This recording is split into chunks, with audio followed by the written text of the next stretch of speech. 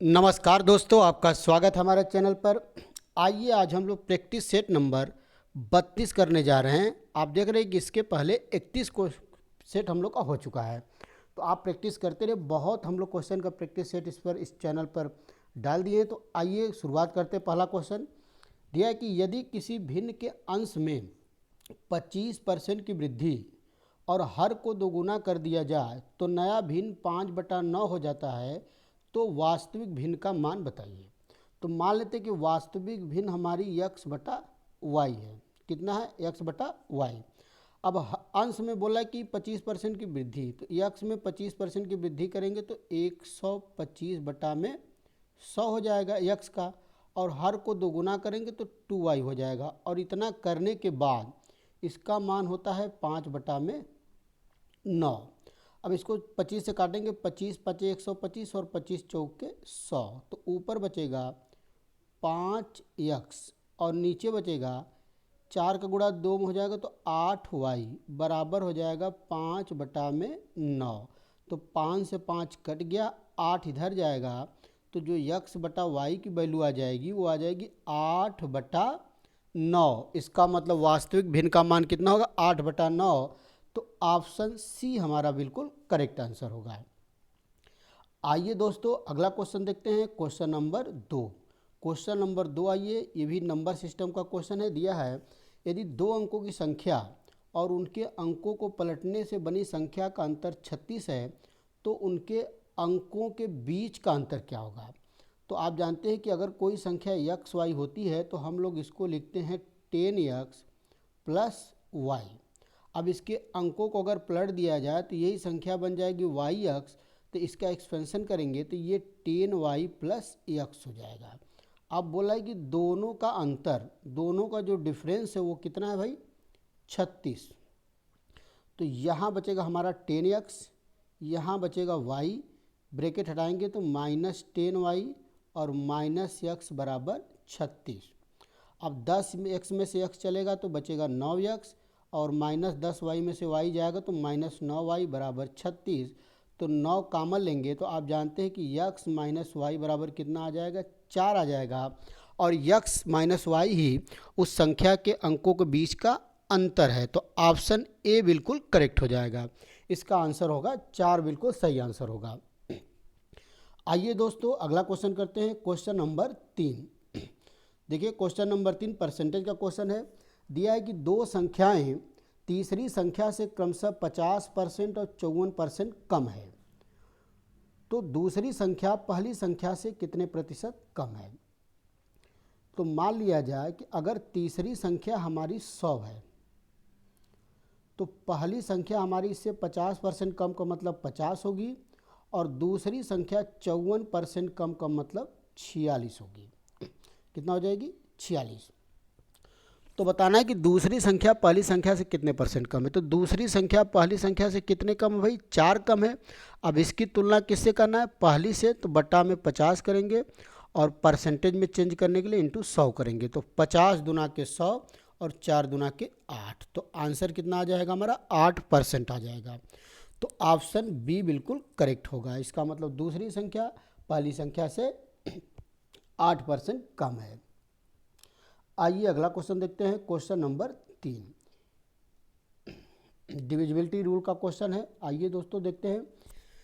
दिया एक संख्या दिया है कि 3 5 4, संख्या लिख लेते हैं हम लोग। 3 5 4 ए, फिर 2 5 और बी। दिया कि यह संख्या 3 और 5 से विभाजित है, तो ए और बी के स्थान पर क्या आ जाएगा? तो आप जानते हैं कि 3 और 5 की डिविजिबिलिटी रूल क्या होती है। यदि किसी संख्या का आखिरी अंक 5 से विभाजित होगा तो वो पूरी संख्या भी 5 से विभाजित होगी। तो यहाँ जो b का मान है, अगर ऑप्शन के हिसाब से देखा जाए तो ऑप्शन में 5 से विभाजित होने वाली केवल संख्या 0 है, क्योंकि 7 भी 5 से विभाजित नहीं होगा, 8 भी और 3 भी नहीं। और 5 का डिविजिबिलिटी रूल यही है कि किसी संख्या का आखिरी अंक अगर 5 से विभाजित होगा तभी वो संख्या 5 से विभाजित होगी। तो ऑप्शन में बी की वैल्यू केवल हमारी 0 ही पॉसिबल है। अब ऑप्शन में केवल 5 मतलब एक ही ऑप्शन में 0 मिला, तो इसका मतलब डी ही ऑप्शन हमारा करेक्ट हो जाएगा। हम ए से भी चेक कर सकते हैं, क्योंकि ए का रूल हम जानते हैं कि किसी भी संख्या के सभी अंकों का योगफल अगर 3 से विभाजित होगा तो वो संख्या 3 से विभाजित होगी। तो चेक कर लेते हैं। तो बी की जगह तो 0 हो गया। अब 5 4 9 को कैंसिल कर देते हैं। 50 5 2 7 और 7 5 12 और 0। एक बार फिर चेक कर लेते हैं। 5 4 9 हो गया, 5 2 7 3 10 हो गया, 10 प्लस ए। अब इसको 3 से कटना है। तो आप देख रहे हैं कि अगर ऑप्शन में ए की वैल्यू 5 रख दिया जाए तो ए हो जाएगा 15 और 3 से कट जाएगा। इसका मतलब कि ए की वैल्यू 5 होगा और बी की वैल्यू 0 हो जाएगा। आइए अगला क्वेश्चन देखते हैं, क्वेश्चन नंबर 5। ये भी नंबर सिस्टम को बहुत ही अच्छा दिया है। किसी संख्या को लगातार 4 5 6 से विभाजित करने पर शेष क्रमशः 2 3 और 4 बचता है, तो वह छोटी से छोटी संख्या क्या होगी। देखिए, मान लिया जाए कि संख्या हमारी ए है। अब यहाँ पर हम रिमाइंडर लिखेंगे शेष। पहले इस संख्या को अगर 4 से भाग दिया जाए तो मान लीजिए हमारा जो भाग गया वो b बार गया और शेष बच गया 2। अब इसी संख्या को 5 से भाग देने पर मान लीजिए भाग गया 3 बार और शेष बच गया 3, c बार चला गया, ये हमारा 3 है, ये 3 शेष बचा। अब इसी संख्या को 6 से भाग दिया जाए तो मान लीजिए भाग चला गया d बार और शेष बच गया 4। तो जब भी छोटी से छोटी संख्या पूछेगा तो यहाँ d की वैल्यू हमेशा हम लोग को 1 करना पड़ेगा, क्योंकि सबसे कम भागफल का मान 1 हो सकता है। अब d की वैल्यू अगर 1 हो गया तो यहाँ c की वैल्यू हम लोग निकाल सकते हैं भाजक गुणे भागफल प्लस शेष से। तो 6 गुणे 1 प्लस 4 करेंगे तो c की वैल्यू आ जाएगी 10। c की वैल्यू कितनी आ जाएगी 10। अब c की वैल्यू जब 10 आ गई तो b की वैल्यू हम लोग निकाल सकते हैं भाजक गुणे भागफल प्लस शेष। तो 5 गुणे 10 प्लस 3 करेंगे तो b की वैल्यू आ जाएगी 53। अब जैसे b की वैल्यू 53 आ गई तो a की वैल्यू निकालेंगे 4 गुणे 53 प्लस 2।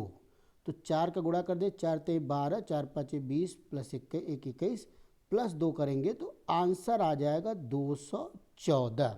तो वह छोटी से छोटी संख्या क्या हो जाएगी 214। तो ऑप्शन डी बिल्कुल करेक्ट होगा। देख लीजिए, बहुत इंपॉर्टेंट क्वेश्चन है। इस तरह के कई बार हम लोग के एग्जाम में क्वेश्चन आ चुके हैं। तो आइए अगला क्वेश्चन देखते हैं, क्वेश्चन नंबर 6। ये भी नंबर सिस्टम का क्वेश्चन बहुत ही अच्छा है। दिया है कि वह छोटी से छोटी संख्या जिसे 6 7 0 9 से घटाई जाए तो वह संख्या 9 से पूर्णतः विभाजित हो जाए। अब 9 से पूर्णतः विभाजित है तो सबसे पहले तो हम लोग संख्या को 9 से भाग देंगे। 6 7 0 9, 9 7 63, 2 बच गया 0। 9 दूना के सही भाग दे रहे हैं, 9 दूना के 18, फिर कितना बच गया 2, फिर 9, फिर 9 तरीके 27 हो जाएगा। कितना बच गया 2 रिमाइंडर बच गया। अब बोला कि वह संख्या 9 से पूर्णतः विभाजित होना चाहिए, तो इसका मतलब रिमाइंडर बचना चाहिए था 0। तो जो रिमाइंडर बच रहा उसी को हम लोग पहले क्या कर देंगे भाई, माइनस कर देंगे। उसी को पहले हम लोग क्या कर देंगे, ये देखिए यहाँ पर थोड़ा सा कैलकुलेशन हम लोग का मिस्टेक हो गया। फिर से एक बार देख लेते हैं इस क्वेश्चन को भाई।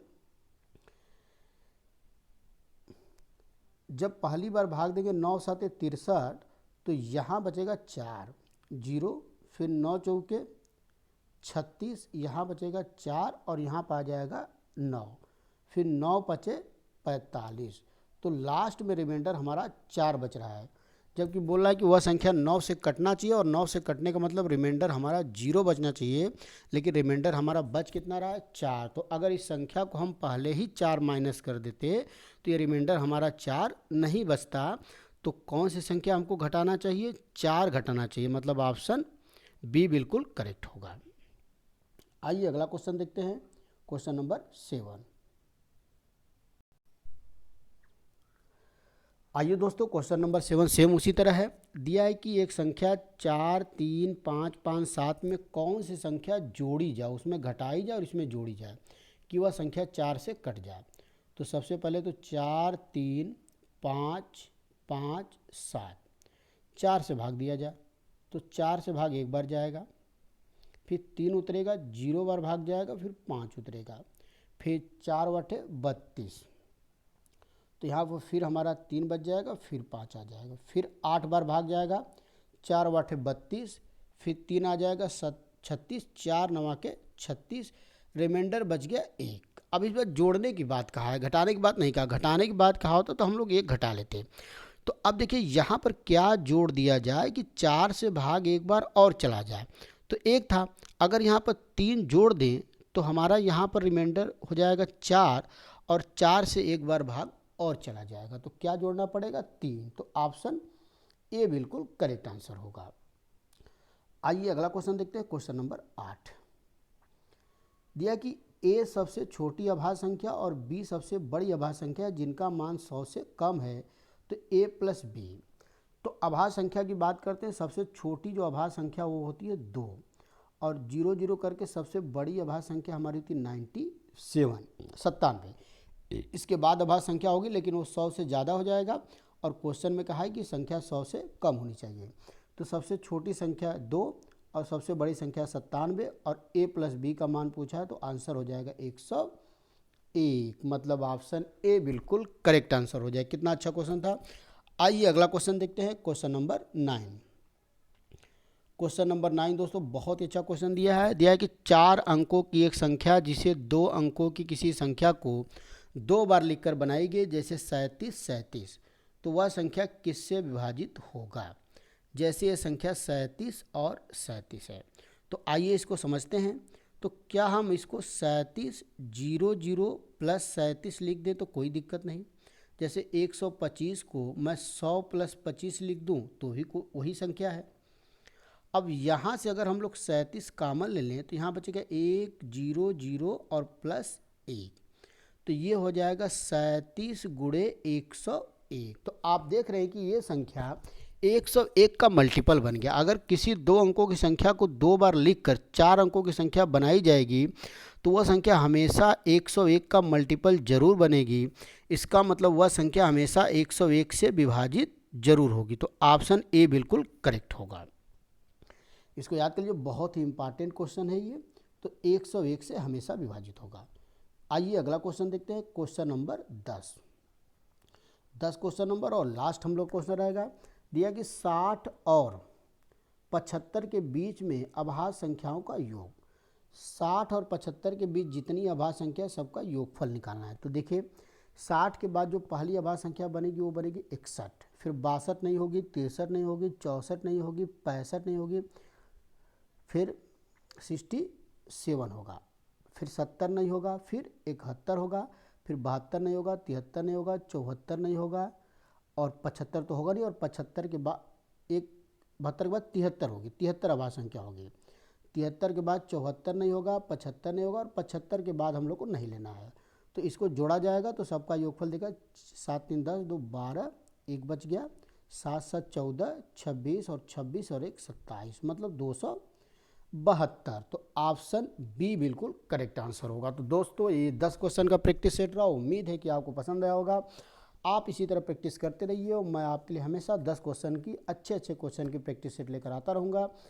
तो अगला सेट लेकर आएंगे, तब तक के लिए धन्यवाद।